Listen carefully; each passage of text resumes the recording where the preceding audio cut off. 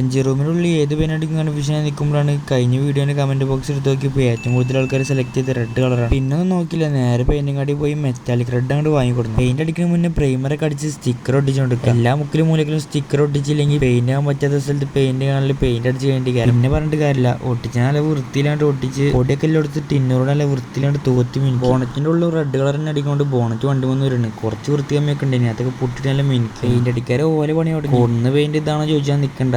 ഇതതിന് മുന്നടിച്ച first കോട്ടാണ്. കൊടുന്ന് paint പൊട്ടിച്ചാനായിട്ടില്ല. First coat അടിച്ച് second coat paint അടിച്ചാൻ വേണ്ടി മൂപ്പര് എൻജി റൂമിനുള്ളിൽ കയറാനായിട്ട് പെയിന്റ് നോക്കി നമ്മളെ കൈ തന്നെ കുട്ടികളെ കൈ കളിപ്പാട്ട് കിട്ടിയവർക്ക് തിരിച്ചു മറിച്ച് നോക്കി മൂപ്പരെ പെട്ടെന്ന് പോയി സെക്കൻഡ് കോട്ട് അടിച്ചാൽ തുടങ്ങി. ഇത്രയും വണ്ടി വർക്ക് വന്നിട്ട് നമ്മളെ സ്വന്തം വണ്ടി വർക്ക് എടുക്കണ വേറെ സുഖമാണ്. സെക്കൻഡ് കോട്ട് അങ്ങനെ ഏകദേശം കഴിയാനായി. ഇത് കഴിഞ്ഞിട്ടാണ് ക്ലിയർ അടിച്ചാൽ. എൻജി റൂമിനുള്ളിൽ പെയിന്റ് അടിക്കുമ്പോൾ ഏറ്റവും വലിയ ഗതിയായിട്ട് എല്ലാ മൂലക്കിലും പെയിന്റ് എത്തണം, അല്ലെങ്കിൽ അത് എടുത്ത് കാണിച്ചു ചെയ്യും. പെയിന്റ് അടിച്ച് കഴിഞ്ഞു, ക്ലിയർ അടിച്ച് കഴിഞ്ഞു. എത്ര വട്ടെന്നാലേ വണ്ടിന് ലുക്കാകെ മാറും എനിക്ക് തോന്നുന്നു. എന്റെ മാത്രം തോന്നലാണ്. ഓണറ്റ് ഫസ്റ്റ് കോട്ട് അടിച്ചതിന് ശേഷം സെക്കൻഡ് കോട്ട് അടിച്ച് ക്ലിയർ അതിന്റെ ശേഷം ഫിനിഷാണ് ഈ കാണുന്നത്. പറയാൻ മറന്നു ലാൻസർ അപ്ഡേഷൻ പാർട്ട് 4. ബാക്കി അടുത്ത വീഡിയോയിൽ കാണാം.